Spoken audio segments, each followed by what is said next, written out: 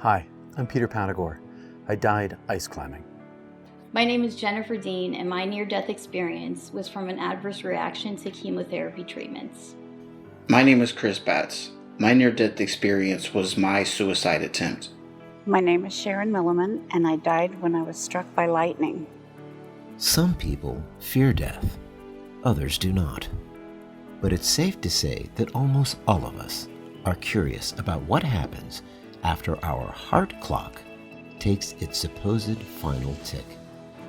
The NDE, near-death experience, has over 10 million documented accounts in the United States alone.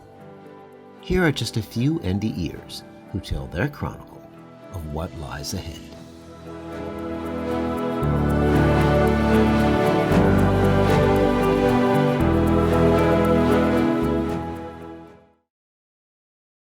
It was 1981, and I was a National Student Exchange student at Montana State University. I went down to the outing club and I found a tag outside the outing club of a man asking for a partner to go to Alberta and British Columbia for a 10-day ice climbing and snow caving trip. 8 days snow caving, 1 day ice climbing. So we met, we found that we had complementary skills, we geared ourselves up, and we left. The thing that made our climb so difficult was that I only had one ice axe instead of two. I had a hammer in one hand and an axe in the other. Ice climbing is not like backpacking. Backpacking, you can go back down the trail if things look tough. But ice climbing, you have to complete the climb and go to the rappel in order to get off. You can't go back down the way you came up. And so for hours before we reached our destination, we knew the kind of trouble that we were in. So we're sitting on the top of the climb and hypothermia begins. We get the physical shakes, we shiver. We shiver so that every muscle, large and small, contracts, feels like in opposite situations. And so I'm shaken and my jaw is clattering, and the sweat that's touching my skin is now freezing. I'm beginning to freeze. And we knew the situation was desperate. My feet were frozen blocks of ice. I couldn't bend my toes. I still can't feel my big toe. There came this moment when I realized I was not going to get out of this. And then I began to fall asleep. And I would fall asleep, which is last stages. I'd fall asleep, I'd collapse, I'd be unconscious, I would black out, I'd fall down and hit the ledge I was standing on, helmeted head, wake up because of the crash, stand back up, pull myself up, pull the rope, repeat. I don't know how many times. And then I stood up this time. And as I stood up this last time, my peripheral vision had a big black circle around it, and like a spotlight. And it just collapsed. And I watched it, I looked around, and as I looked around, it followed my vision. So I knew it was in my head, and it just, until it was gone. And as it blacked out, I thought, oh, I'm falling asleep. Well, this is weird, I've never seen this before. I must be passing out. And when it went black, I didn't pass out. I didn't black out. I was in darkness, but I was conscious in darkness, and all of my pain was gone. And in my vision in front of me, where the mountain had been, when I'd been standing, it just felt like it looked like it opened up for me into this vast darkness, this vast horizon, far as I could see. And I could see that it was darkness. I could see this darkness extending sort of from my peripheral vision outward into infinity. And I remember wondering, what is this? And way, way far in the furthest distance was a little pinprick, like a pinprick through a piece of paper with light behind it. And suddenly there was a bit of light in the middle of this darkness, and that light came rushing toward me at incredible speed, faster than the distance it could have covered, the speed of light. It was so far away and came so fast, and as it came toward me, it expanded and got bigger and bigger and bigger and bigger proportionally, and it was almost at the snap of a fingers. It was right on me, and it communicated to me telepathically. I heard it inside of myself, and it said to me without language, "I'm taking you." And I thought, "You're not taking me." And I took all of my willpower that I had strengthened myself with, or was strengthened by through the night, and I put it up as a shield, and it just reached right through and took me, plucked me right out. And in the moment of the plucking, I had this overwhelming sense of all power, all powerful. And it just took me. And I was like a rag doll in a boat in a river. And I was enveloped inside of this intellect because it was talking to me the whole time, saying, "I love you. Here's comfort. Here's healing." And it swept me up and out. I talk in metaphor here. I say up and out, I say angel, I say intellect. None of these come close to what it is. It's so much more. All I can do is approximate it. And so I was comfortable. I was fearless. I was home. I was me. And then I tell my story in a sequence of events, but there's no sequence of events because this is timelessness. I know I'm in timelessness. It's not just the now, the eternal now, which it is. It's all time everywhere in the eternal now. It's not just linear time in our universe or how time bends. It's all time. And it's all right where I am. And it shows me my human life. And in my human life, it sees all of my dark corners. There's nothing hidden from it. And I go through a hell of my own making. I go through all of the pain that I gave away in my life to everyone in sequence from their point of view, as if I'm inside them experiencing the moment that I gave it to them and their emotional response to the meanness or the cruelty or the wound that I intended to give them. Every single event in which I caused pain to somebody, I experience from inside of them, and I see all the justifications and reasons that I had for causing their pain. All of this expresses inside of my head simultaneous to what I experience from inside of them, and I judge myself. I judge myself as guilty. I am guilty for causing them undeserved pain. But I judge myself not against myself or against them. I judged myself against the immensity of the love in which I am immersed. The love is speaking inside of me, saying, "I love you." But it's not just the words, "I love you." It's an experience of infinite love. And it filled me, expanding me, making me bigger and larger, till my energy self felt like if another bit was entered into me, I would have obliterated into non-being. In the state of awe and adoration, I asked, "Am I dead?" And the voice said, "Yes, you're dead. Come home. It's time for you to come home." I said, "But I haven't gone through the tunnel yet." And the voice said, "No, come home. Choose. Make a choice." And I said, "But my parents can't afford to lose another child. Can I come back here? Can I go back there and be with my parents to lessen some of their suffering? And can I then come back to the state of my divine being?" And the voice said, "Yes." The first thing that happened to me coming back into the world of suffering was suffering, and I immediately regretted it. I regretted my choice. And as my brain came back online, I began to hear and I began to hear noise and sound, and eventually it becomes screaming and yelling and shouting, and this thing I'm inside of, which I don't understand, begins to move, and my eyes open, and I begin to see, and I don't understand seeing or where I am or who I am or what I am. I have no understanding of what's going on except for pain. All I know is pain, and I get pulled, and I begin to stand up, and it's Tim, and he's shouting at me and yanking at me and trying to drag me up, and he's yelling, and I begin to understand what he's saying. He's like, "You were dead, you were dead, you were dead.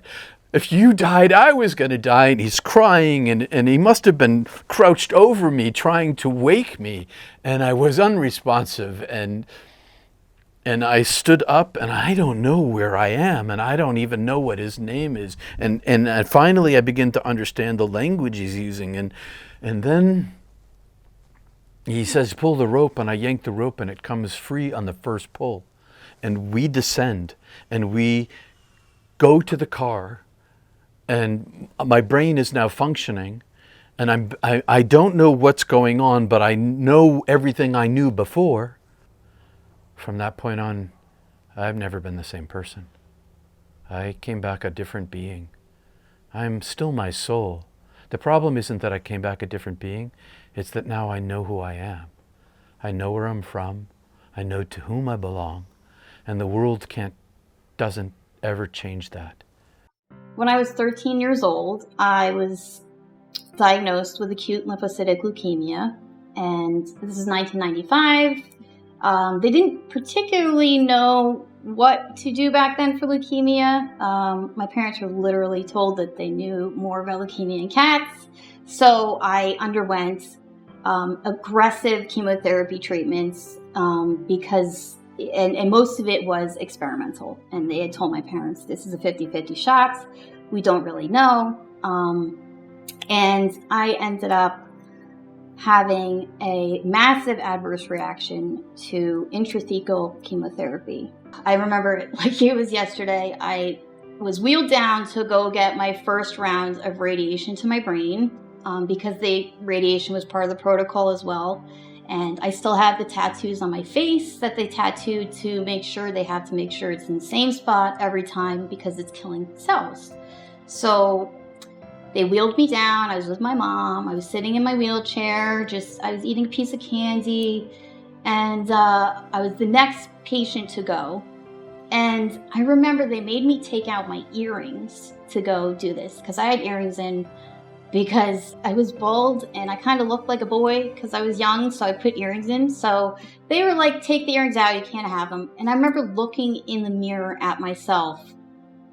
And it felt weird. I don't know. It felt like I was just staring into my soul. Next thing you know, my head went. Like I was having a hard time holding my head up. And then my left arm went dead. Then my left leg went dead. And I looked over at my mom and I said, "Mom, something's wrong. I don't feel good." And she panicked because my mouth was drooping. And it looked like I was having a stroke. And she was a home health aide for years. She knew what that looked like. So she ran, she got the nurse. They put me in my bed, they called my oncologist, he came up, and when he looked at me, he looked super scared. I said, "Am I gonna die?"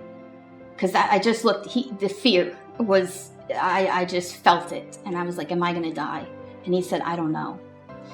And then that's when I was just like, well, this is it. I was at peace with that. I was okay with that. And then all of a sudden, my left side started to come back. And I was able to talk again. And it was just weird. It kind of reversed. And the doctors were they didn't know what was happening. I was eating my lunch. And all of a sudden, I was eating a carrot. And I went to swallow the carrot. And I almost choked. And my dad looked over at me very quickly. And I looked at him and said, "It's happening again." But he said I didn't say that. There was just tears, my eyes filled with tears, and my voice was shaky, and it just sounded like gibberish. But I was trying to say, "It's happening again." And then boom, I was out. I fell unconscious. At this point, the chemotherapy was not done attacking my brain.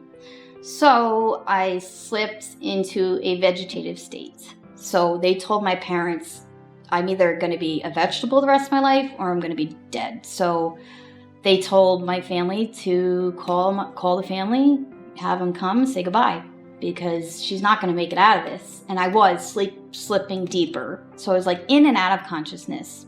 Now, when I slipped out the last time, I ended up in like a very peaceful, loving void, which is what it's called. It's just peaceful darkness. I wasn't afraid. I was completely at peace, completely accepting of whatever was happening. After that, I was very intuitive. Like my father always even said, like she always knew what to do for herself, so I would, even to learn how to talk again, I would listen to music and try to keep up with the words. And it's just ever since going to that void, I don't fear death at all. Not even one single bit.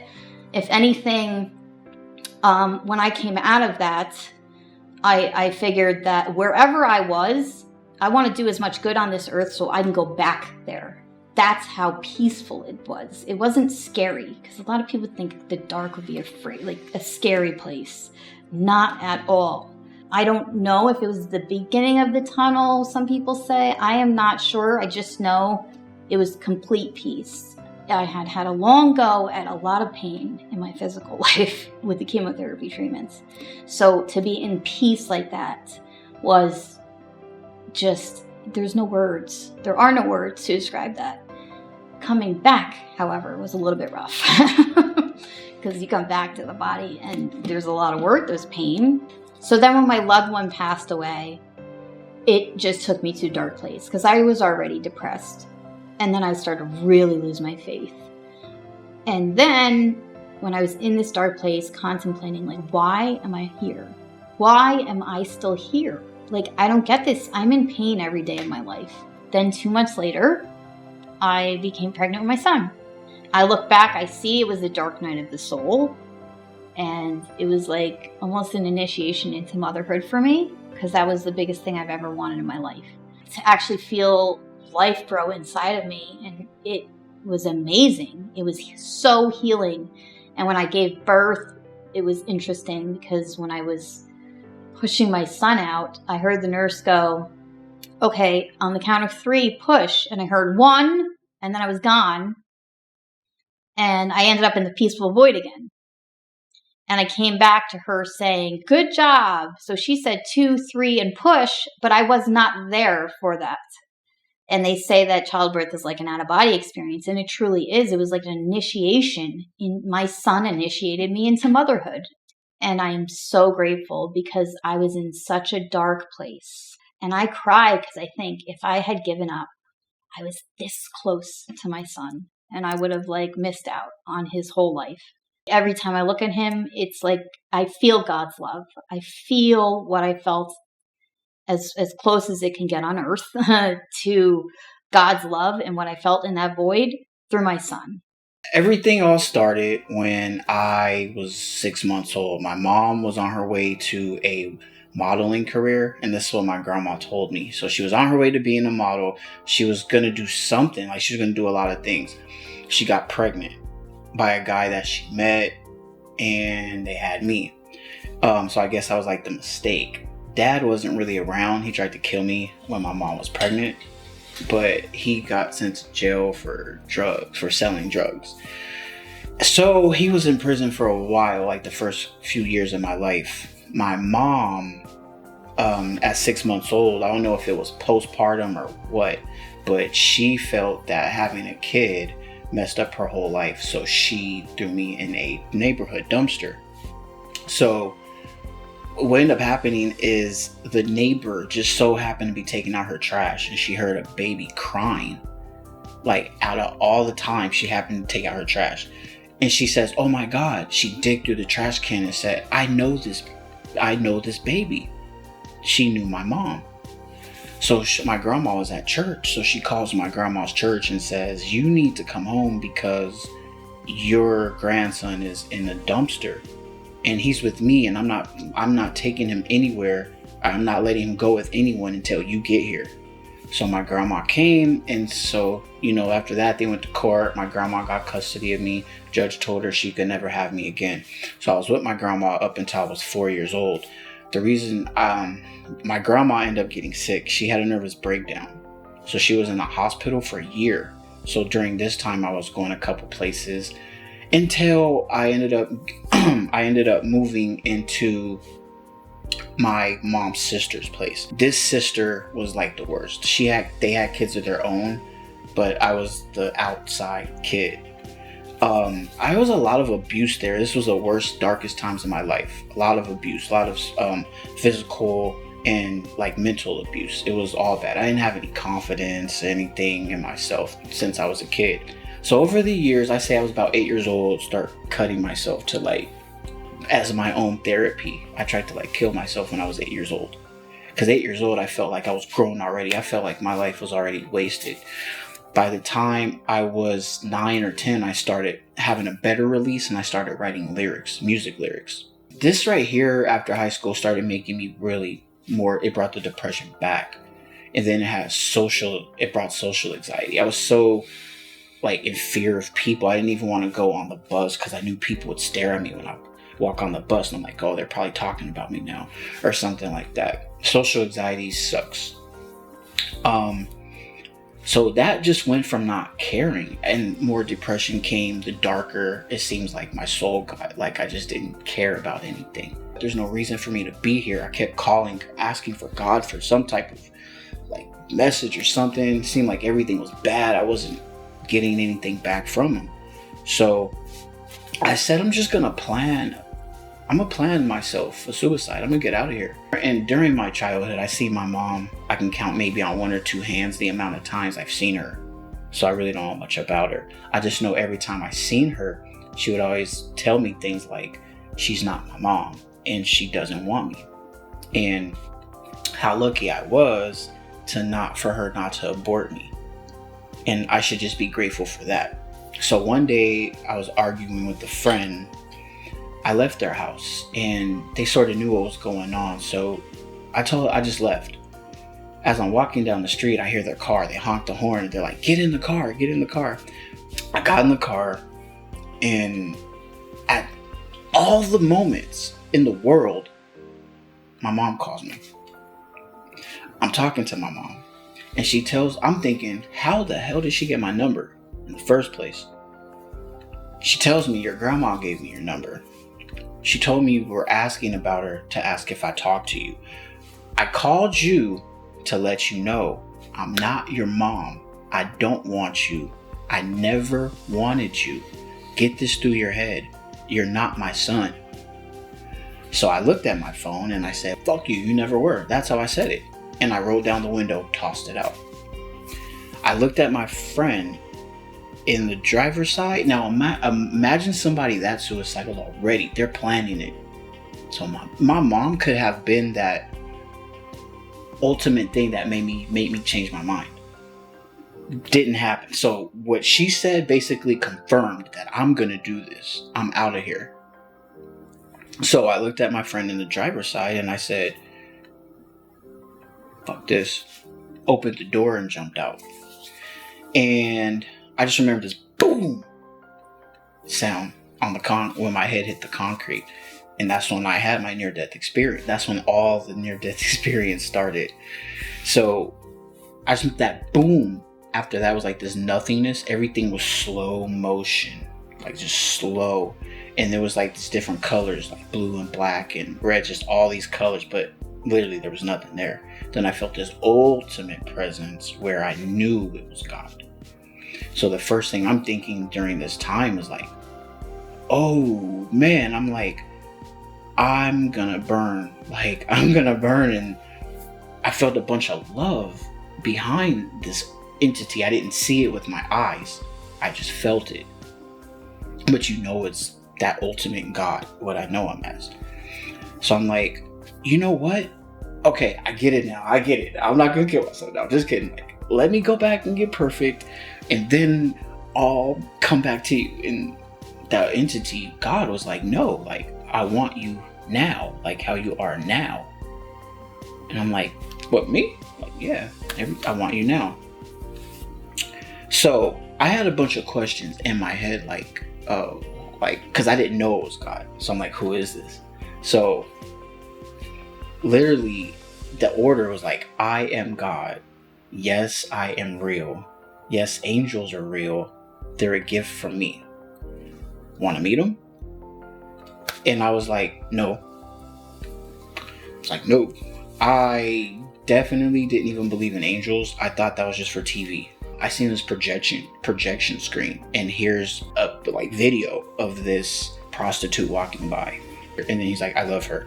Then here's a guy in a business suit with a briefcase walking by, says, I love him. Then here's a video of a guy like on a skateboard with a big joint in his mouth. He goes, I love him. What I took from that was he doesn't have favorites. Like, God loves everyone the same. That's what I took from that. He didn't say those exact words, but that's the message I got from those. So I'm like, well, what am I supposed to tell everyone? Like, if I go back, they're going to think I'm a real life crazy person. And he says, go and tell everyone that I love them. Like, you can't make this stuff up. Like, this is not human stuff right here. So I didn't see, I just felt him get like on a knee and give me a hug. The tightest hug, the most safest hug I've ever gotten. I didn't want it to end. I felt like I was more like at peace during this. Now I'm seeing angels. I see all these angels in groups. Now I didn't see God, but I seen these angels. I'm looking at them. There was 2 angels in particular that I, for some reason, was attached to right away. And they both grabbed one side of my arm, other grabbed the other side, and they're like, it's okay, don't be scared, we love you, you're gonna be okay. And then in the softest voice, he was like, you have so much to do for so many people. And I'm like who, me? I have so much to do for so many people. I look down, I see my body on the floor. I see the paramedics right here, and they're like, no, you need to realize stuff like this does happen. You're not gonna believe it. Like, you need to look again. So I look down again, and then like a camera, it zooms way close to my face. So I seen everything. Like, here's my body, here's my friend on their phone, separated way far apart from me. And then here's the paramedics here, and then there were so many like flashing lights, and I just remember that you have so much to do for so many people thing. I didn't understand any of it then, but I was like, I'll go back and do it, even though my life sucks anyway. So I said, okay, I'll go back, but snap of a finger, I guess I'm back in my body. Next thing, I woke up a couple of days later in the hospital, and as soon as I woke up, I'm in ICU, and all the nurses are just looking at me and start calling me miracle and saying how much of a miracle I was, and they thought I wasn't coming back. This happened in 2005, and I was sitting on the back steps behind my house, and it had started to rain. And the man I was married to at the time, he was an electrician, and he had just got home from work. And I was talking on a cordless phone, and I asked him if it was okay to sit underneath the roof on the stairs and be on the cordless phone in the rain, and he told me it was okay. So I continued talking, and after he went in, it was about 5 minutes later, and I heard a loud crack. Well, there was thunder in the distance, and then all of a sudden there was a loud crack. And I saw the lightning bolt come out of the sky, and it hit my right arm. And after it hit me, it traveled underneath the house, and it blew the transformer that was in front of our house. And I immediately felt the searing, burning, agonizing pain.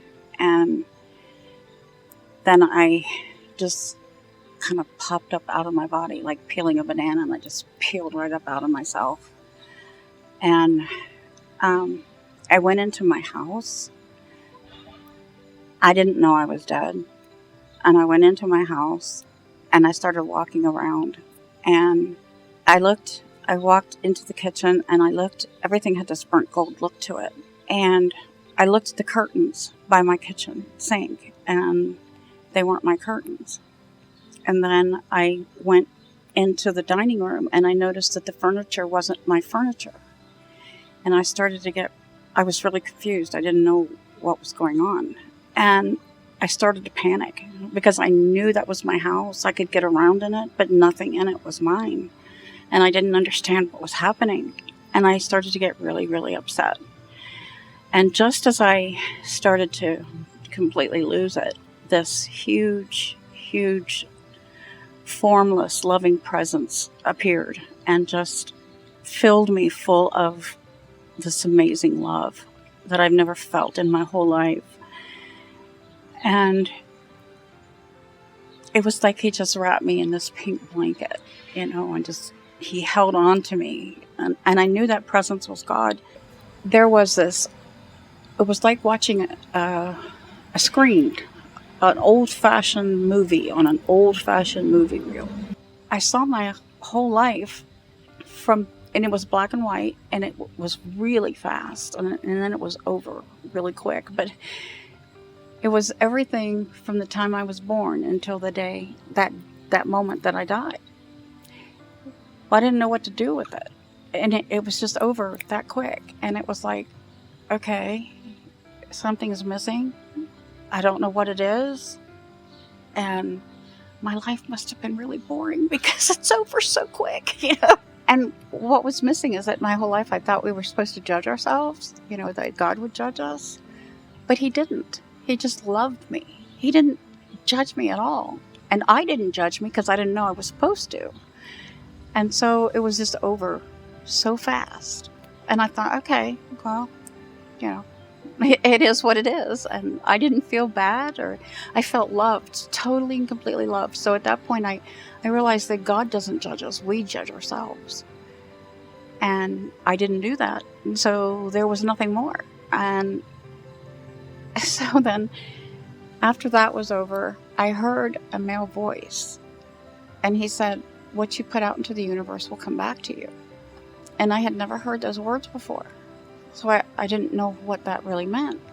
And I was just in awe of the beauty that I was seeing and the love that I was feeling and the acceptance. Had never felt that in my life. And it was so, I soaked it all up. So I started thinking about my parents, and I said, God, you made my parents. You are in my parents. So when I see my parents, I see you. He said, yeah, that's right. And I was like, oh golly. Well, then I started thinking about my children, and I said the same thing about them.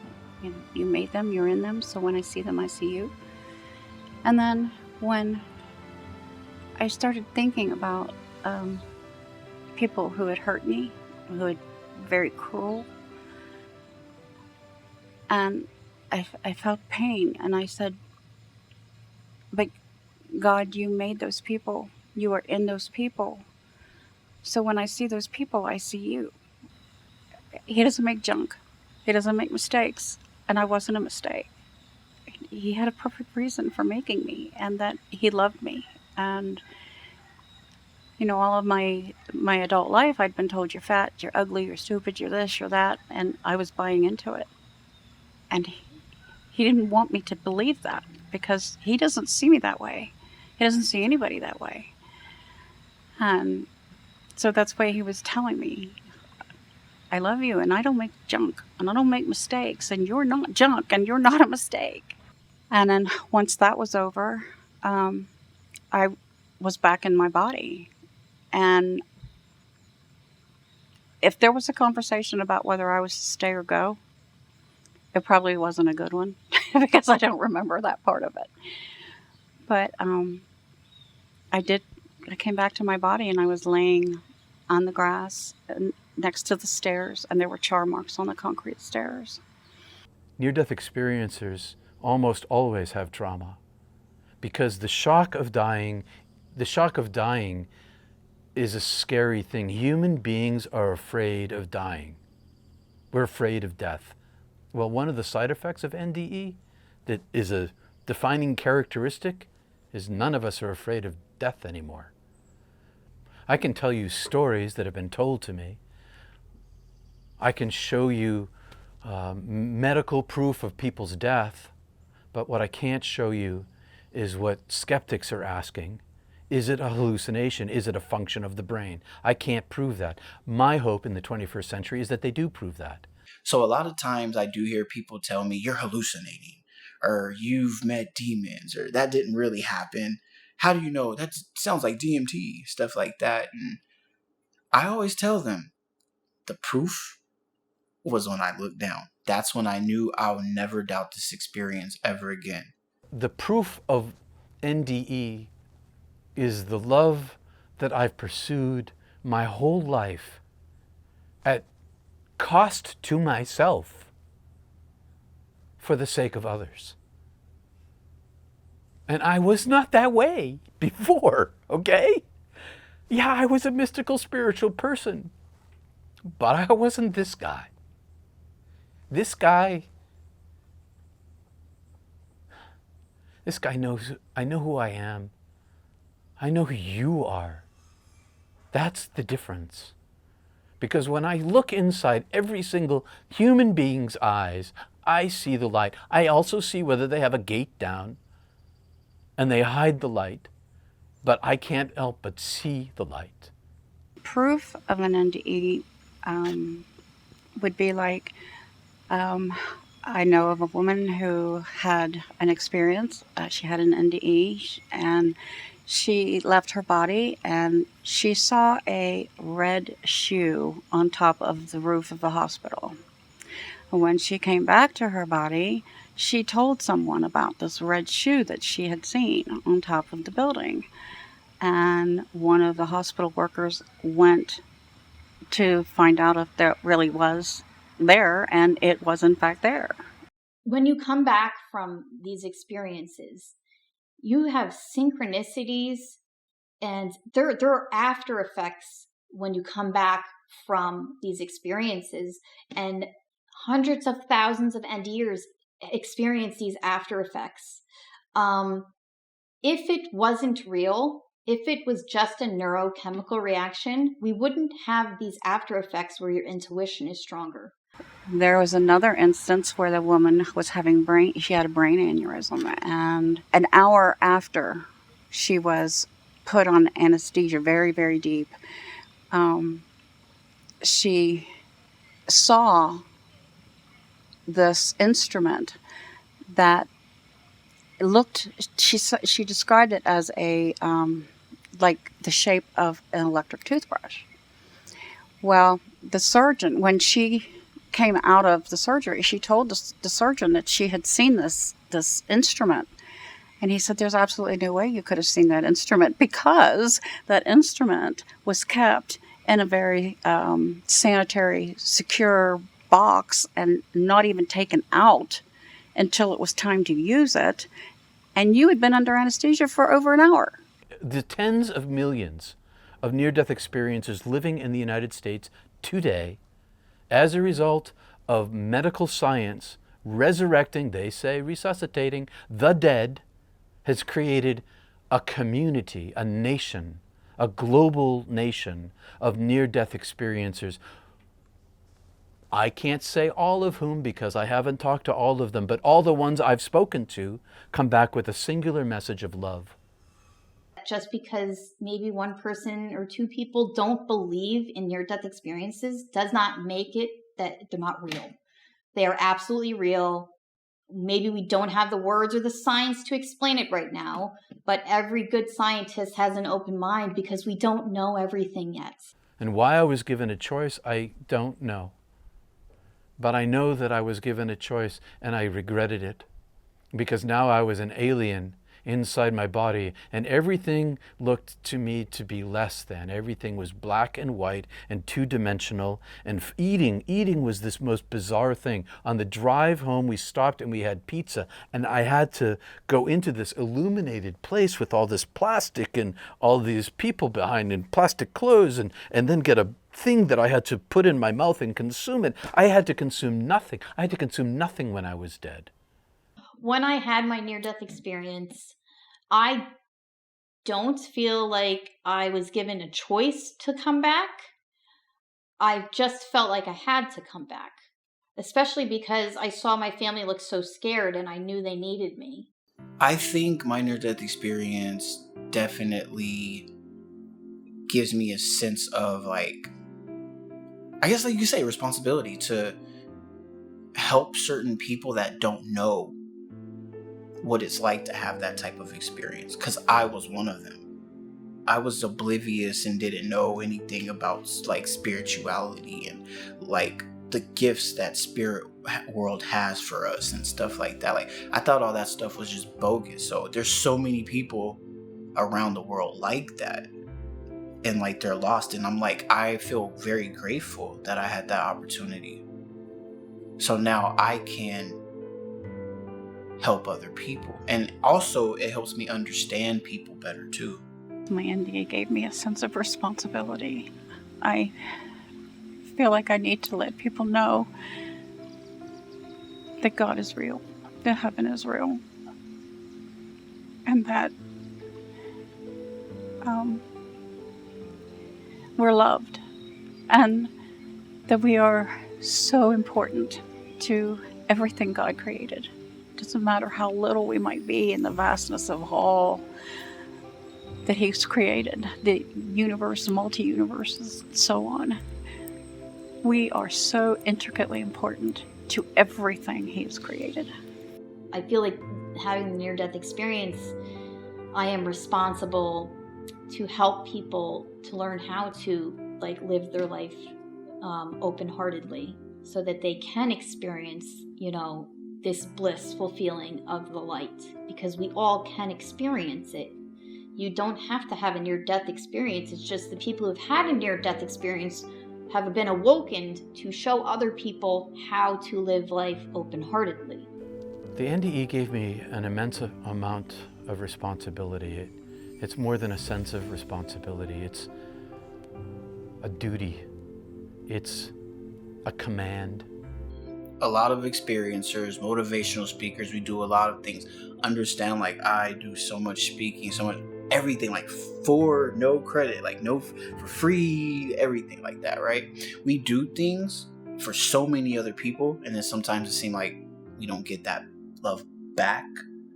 But in actuality, you're chosen. So it's kind of like, I hate to say it, but it's kind of like your job now. You have to do it. Like, you work for God now, so it's your job. And eventually in time you will be rewarded and all of that, but the main point while you're doing it is to not expect anything.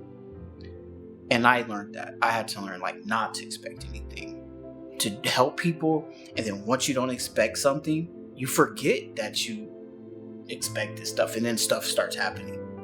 I feel like every single person in this world has a purpose. If you're here, you have a purpose.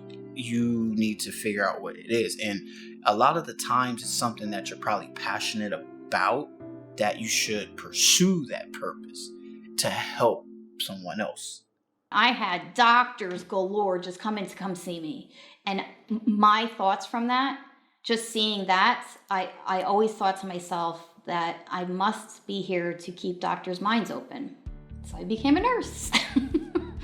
I am super grateful because I am aware that I dodged a major bullet. I could be trapped in my body right now. Not being able to talk to you, not being able to, walk around in the parks that I love in this area, or enjoy nature. And so I know how lucky I am, and that alone puts me in this, like, a bliss-filled bubble. Interestingly enough, I love sitting in the dark. It makes me feel like I'm back there. But I know beyond a shadow of a doubt that this is just a journey, and it's very short life. We think we have time, we don't. Forgiveness is important because it sets us free. If someone does something to you and you're hurting very deeply inside and you're holding anger, that anger is hurting you. It's not hurting the other person. The other person may be going on with their life as if nothing ever happened. So if you can find it in your heart to forgive them, then you are not being held prisoner. These people are not living rent-free in your mind and in your heart. So you're set free from that chain of whatever it was that caused that pain in you.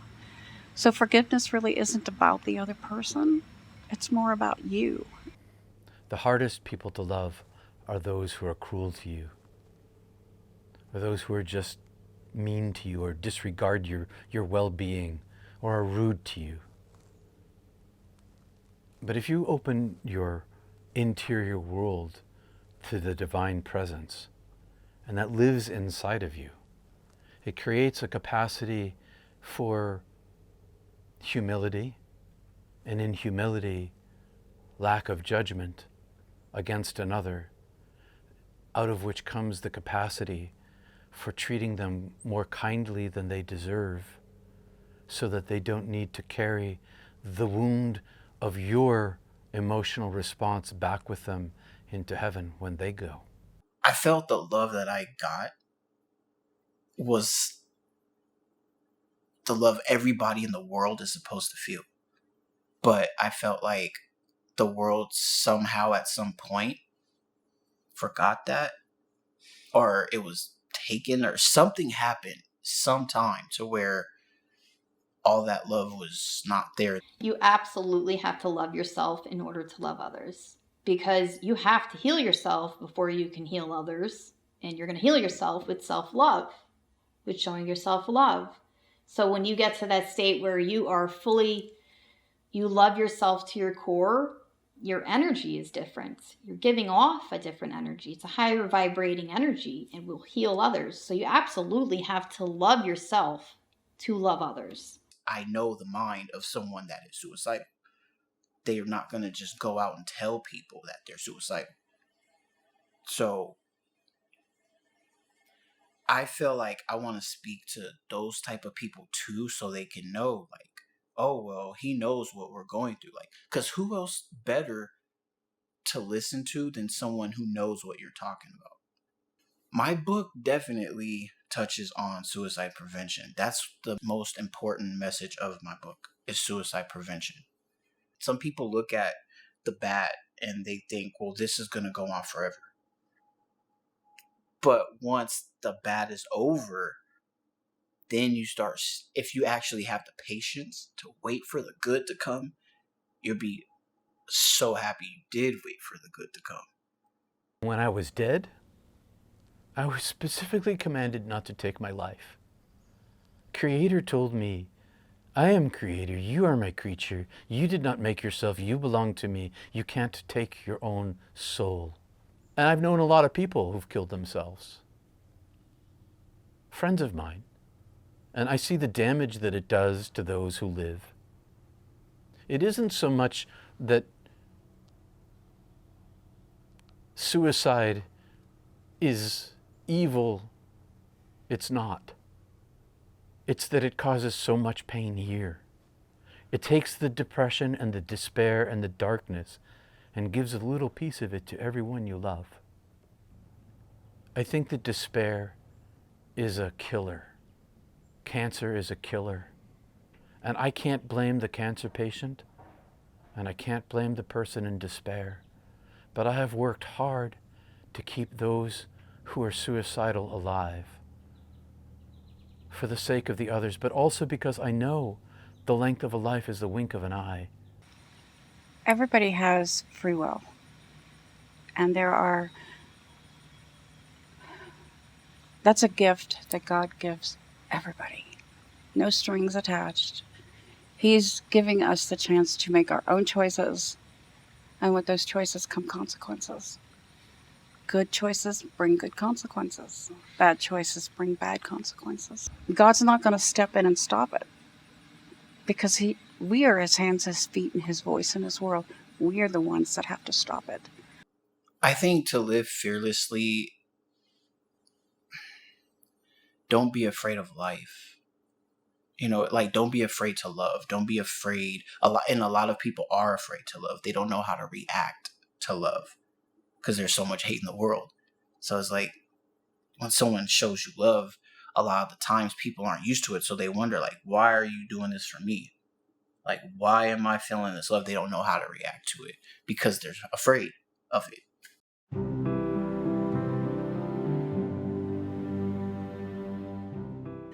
Hi, I am Brooke Grove. My NDE was a coma caused by systemic organ failure of the lungs, kidneys, and liver.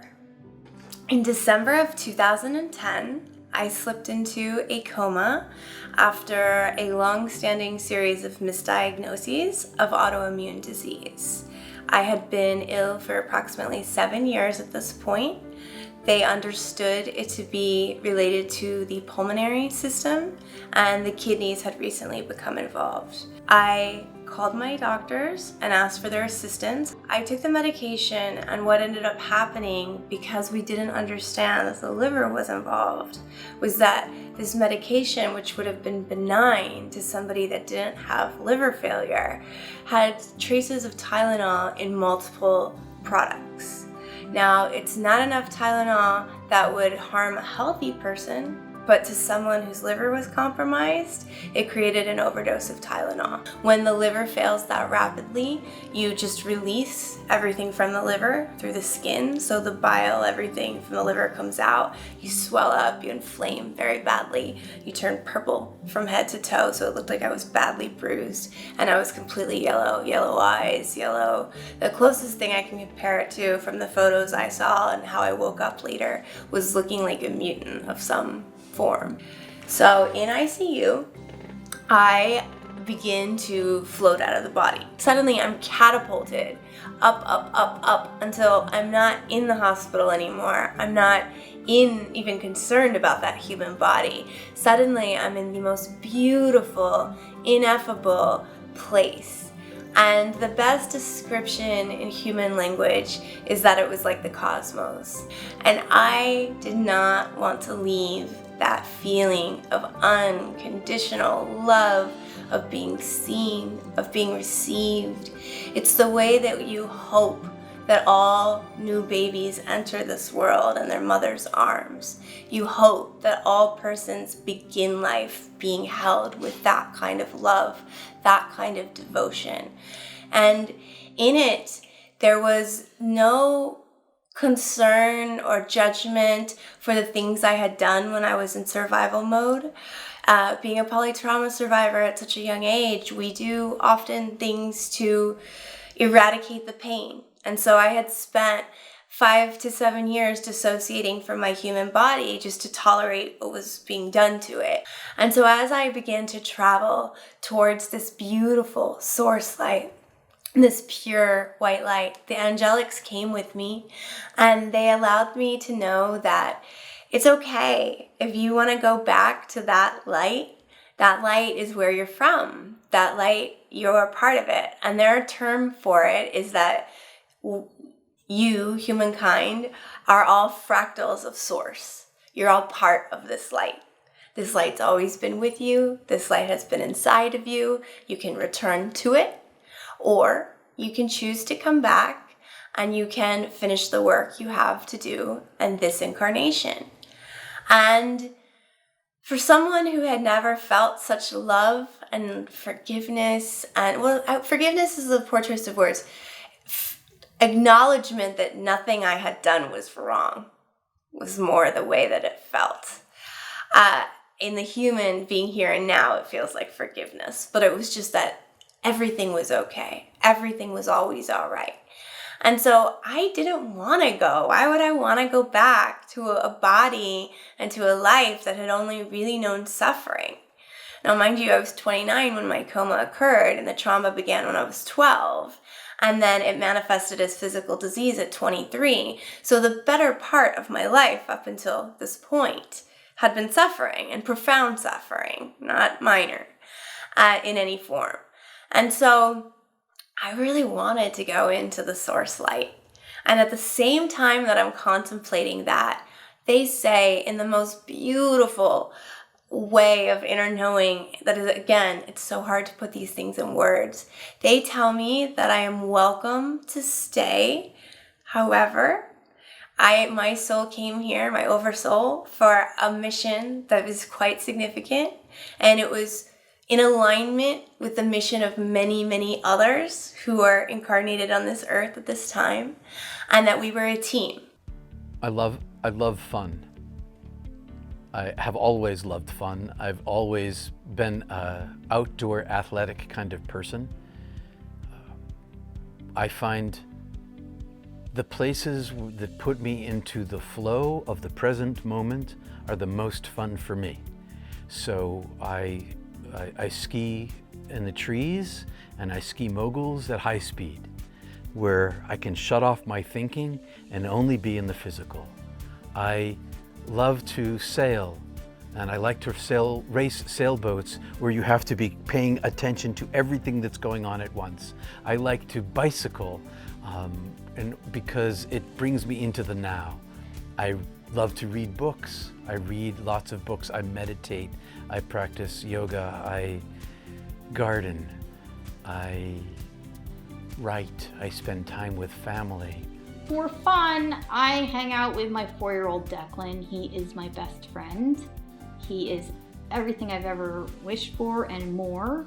We like to go out in nature or go to the playground. We just kind of hang out. He is the apple of my eye. Like he blows me away. He's very intuitive too. But I like to read. I love to read the near-death experiences.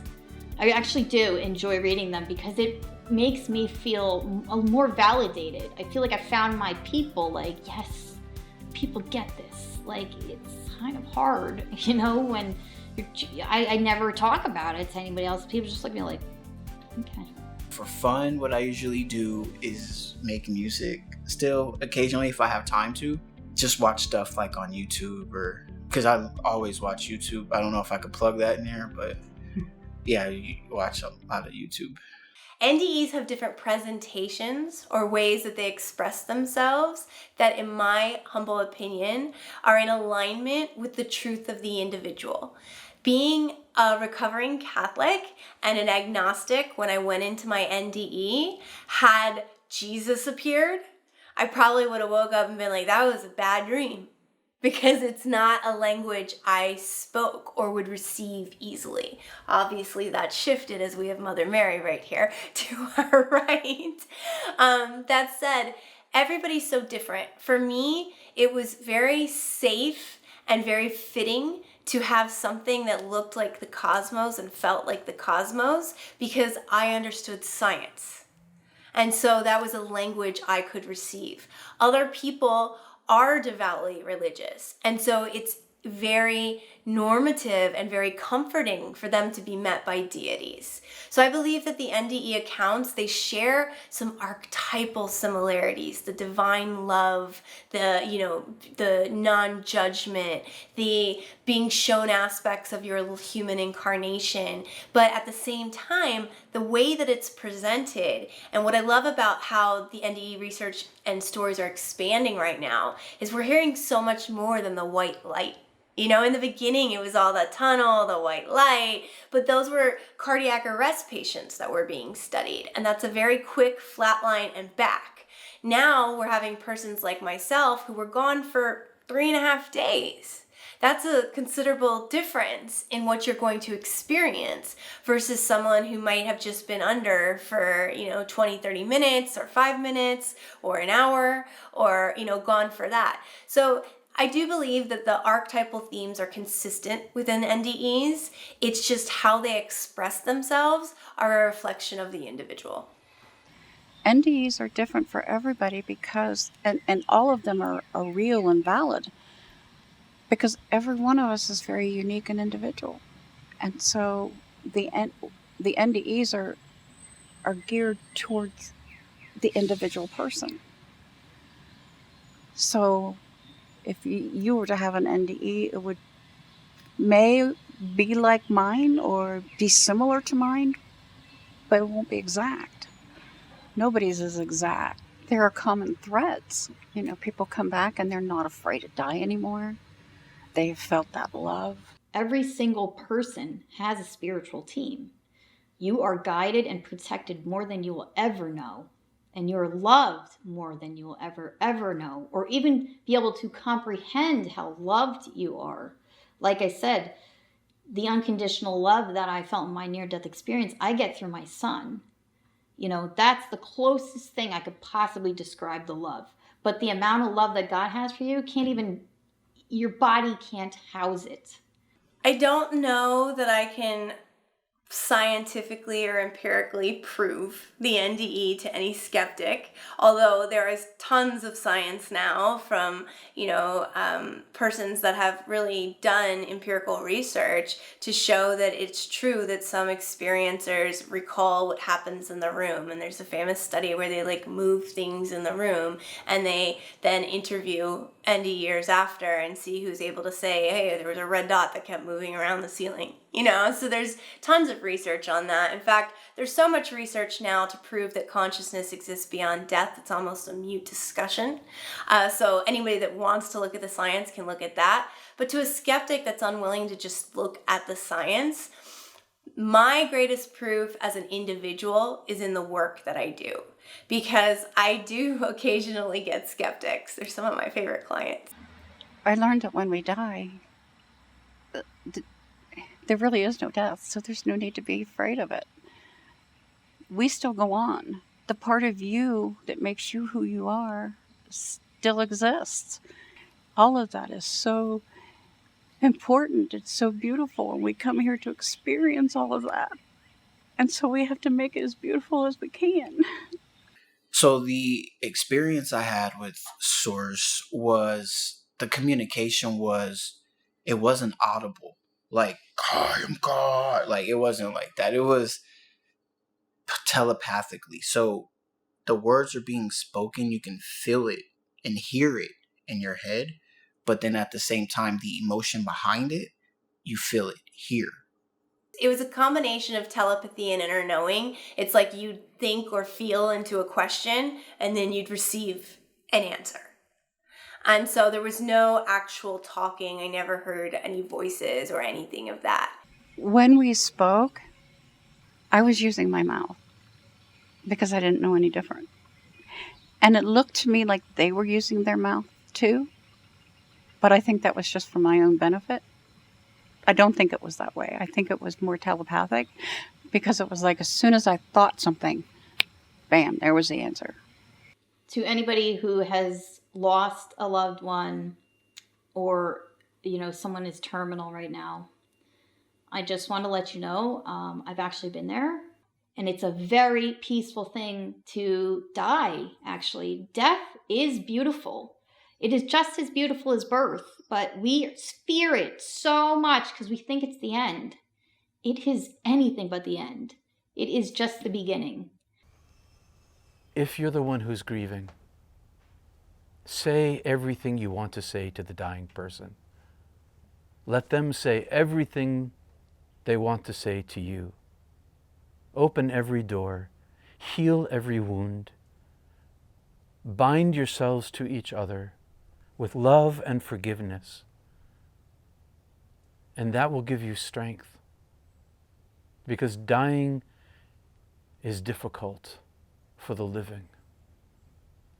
For those that have had someone pass on or are in the early stages of bereavement as they accept that a beloved is about to transition, the message I have for them is that it is entirely okay to be human, to grieve, to break down, to fall apart.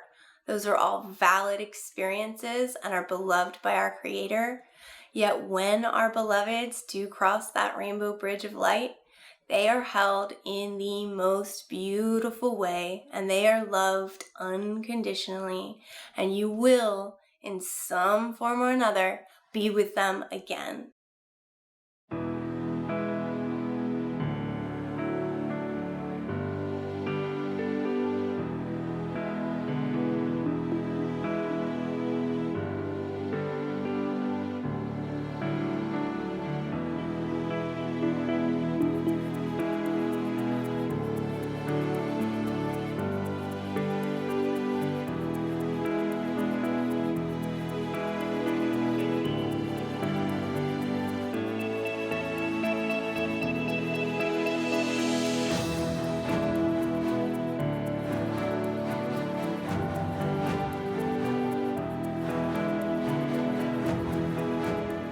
So you have to know how deeply loved you are.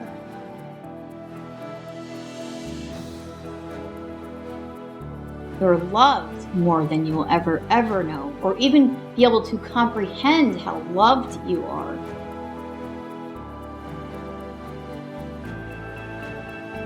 All the ones I've spoken to come back with a singular message of love.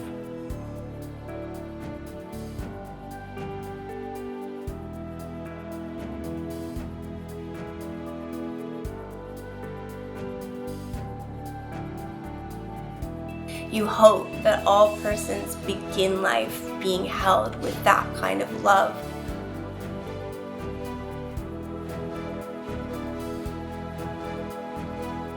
I felt the love that I got was the love everybody in the world is supposed to feel.